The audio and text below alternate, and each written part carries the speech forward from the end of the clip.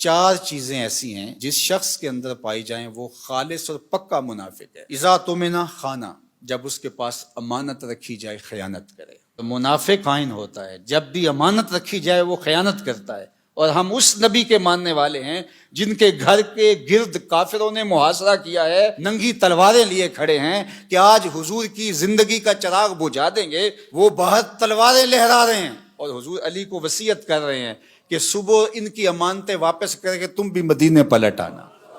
ہم اس نبی کے ماننے والے ہیں، تو کس طرح ہم امانت میں خیانت کر سکتے ہیں؟ اس شخص کا دین ہی نہیں ہے جس کے پاس امانت نہیں ہے۔ اور امانت صرف مال کی نہیں ہے، المجالس بالامانہ۔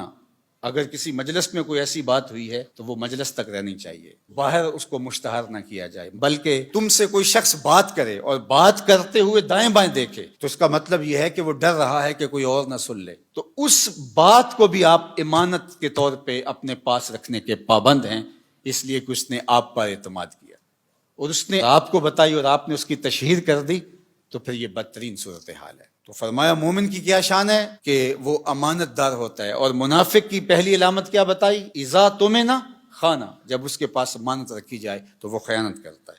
واذا حدث کذب، اور جب وہ بولتا ہے جھوٹ ہی بولتا ہے۔ مومن کا جھوٹ سے تعلق کیا؟ مومن تو سچ کا خوگر ہے، مومن کی زبان سے تو خیر پھوٹے گی، سچائی پھوٹے گی، جھوٹ کیسے پھوٹ سکتا ہے؟ اور ایک حدیث میں آیا، حضور نے فرمایا الا انبئکم باکبر الکبائر، میں تمہیں بڑے بڑے گناہوں کی خبر نہ دوں؟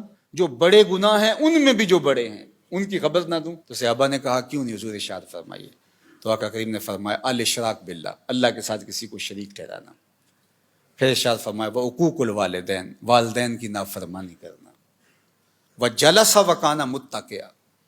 تیسری چیز بیان کرنے کے لیے حضور ایسے ٹیک لگائے بیٹھے تھے، حضور نے ٹیک چھوڑ دی، بات کی اہمیت کو اور اجاگر کرنا تھا۔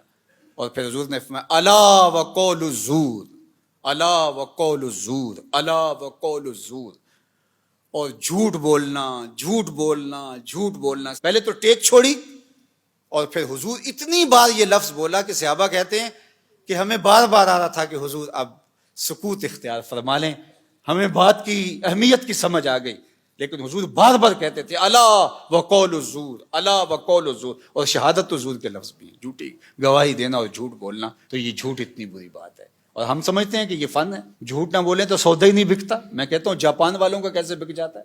پوری دنیا بیچ رہی ہے، ہمارا نہیں بکتا۔ ہم پھر سودا نہیں بیچ رہے، ہم جھوٹ بیچ رہے ہیں، جو بیچیں گے کمائی بھی پھر اس کے مطابق ہوگی۔ تو فرمایا جب بولے جھوٹ بولے، یہ منافق کی علامت بتائی گئی۔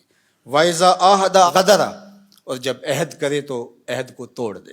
لا دین لمن لا عہد لہ، اس کا دین ہی نہیں ہے جس کا عہد نہیں ہے۔ ہمارے ایک ذمہ دار شخص نے یہ بات میڈیا کے سامنے کہی تھی کہ جو عہد ہے، وعدہ ہے، وہ کوئی قرآن و حدیث ہے؟ ہاں قرآن و حدیث ہے۔